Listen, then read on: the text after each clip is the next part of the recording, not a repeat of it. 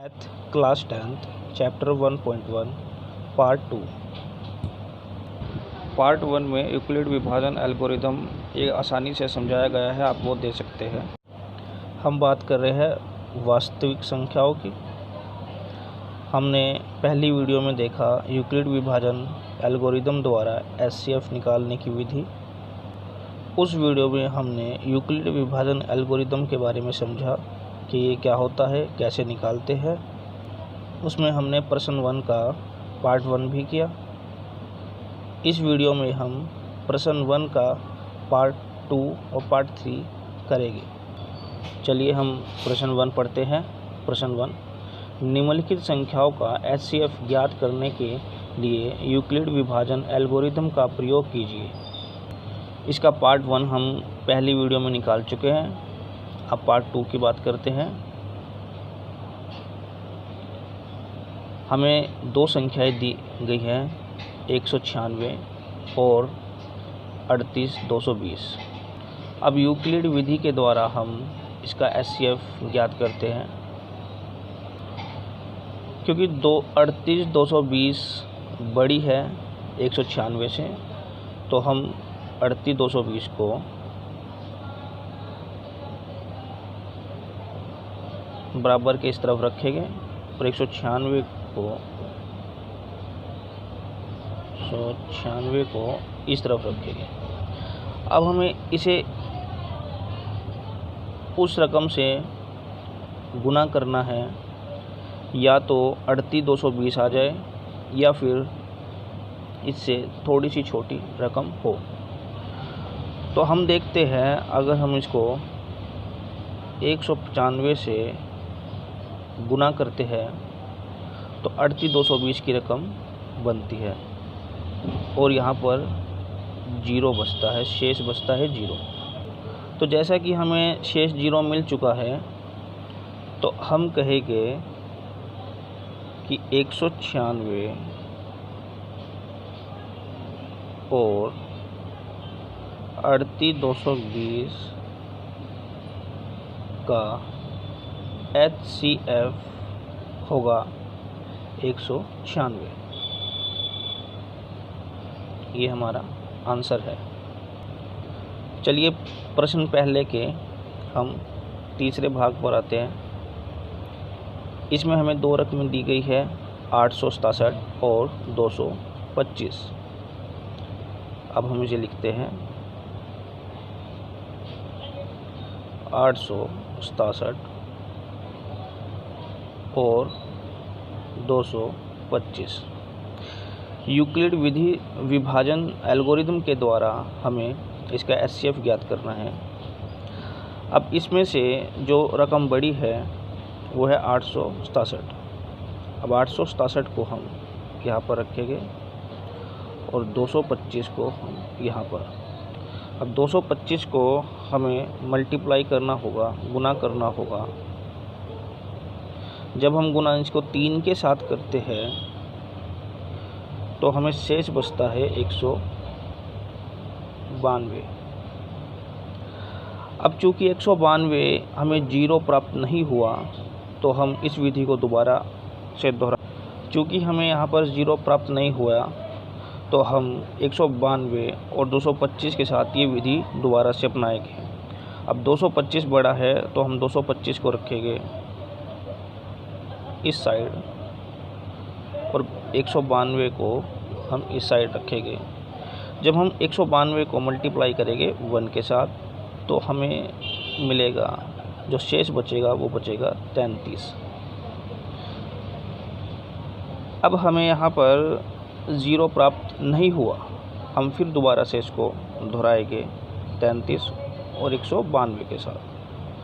192 यहाँ पर रखेंगे हम, 33 को यहाँ पर रखेंगे और 33 को हम 5 से मल्टीप्लाई करेंगे तो 165 आएगा और शेष बचेगा हमारे पास 27।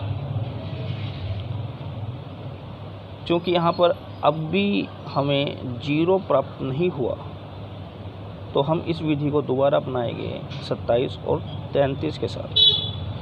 33 को हम रखेंगे बाहर और 27 को अंदर की तरफ रखेंगे, 27 को गुना करेंगे 1 के साथ, तो हमें प्राप्त होगा 6। जो शेष बचेगा हमें वो बचेगा 6। अब 6 भी 0 के बराबर नहीं है, तो हम इस विधि को दोबारा से 27 और 6 के साथ अपनाएंगे। 27 6 को हम जब 4 से मल्टीप्लाई करते हैं तो 6 चौका 24 बनता है और शेष बचता है 3। तो अब भी हमें यहाँ पर 0 नहीं मिला, तो हम 3 और 6 के साथ इस विधि को दोबारा से अपनाएंगे। 6 को बाहर रखेंगे, 3 को अंदर। मल्टीप्लाई जब हम 2 से करते हैं तो 3 दूनी 6 बनता है और हमें मिलता है 0। तो यहाँ पर जैसे हमें 0 प्राप्त हो चुका है, तो हम कह सकते हैं कि 867 और 225 का HCF कितना बनेगा? वो बनता है 3। यह हमारा आंसर है। अब हम प्रश्न 2 देखते हैं। प्रश्न 2 क्या कहता है? दर्शाए कि कोई भी धनात्मक विषम पूर्णांक 6q + 1 या 6q + 3 या 6q + 5 के रूप का होता है, जहाँ q कोई पूर्णांक है। जैसा हम देखते हैं कि हमें b बराबर दे रखा है 6। जो b है वो 6 के बराबर है, तो ये बनता है a बराबर 6q + r। यहाँ पर हमारा जो q है वो 0 से बड़ा होगा या 0 के बराबर होगा, और r को हम ले सकते हैं 0, 1, 2, 3, 4, 5। हम इसको 6 नहीं लेंगे, क्योंकि जो हमारा r है वो b से बड़ा नहीं होना चाहिए। जो हमारा r है वो 6 से छोटा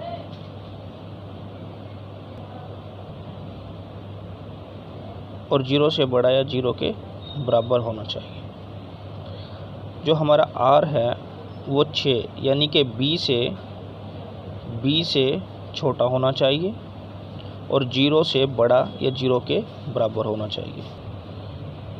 जब हम r को 0 पुट करते हैं, हम इस इक्वेशन में r को रखेंगे 0, तो हमें मिलता है a बराबर 6q + 0। अब यहाँ पर जो जैसा कि हमें 0 मिल चुका है, तो a बराबर होगा 6q।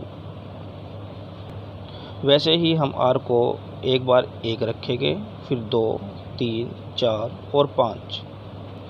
तब हमें मिलेगा a बराबर 6q + 1,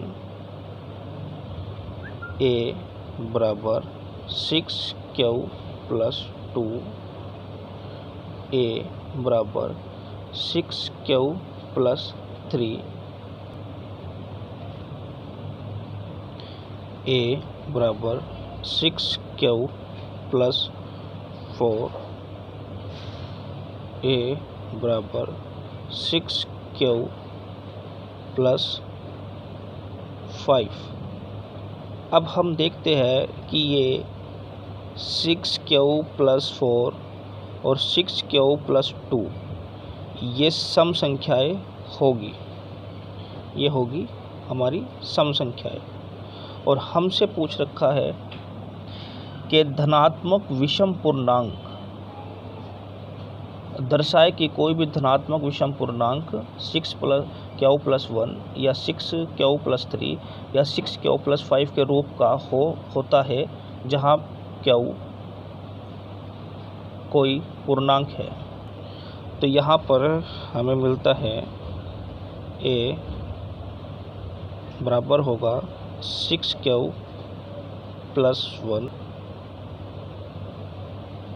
a बराबर होगा 6q+3, a बराबर होगा 6q+5। हम इसे इस रूप में प्राप्त कर सकते हैं। तो ये हमारा आंसर होगा।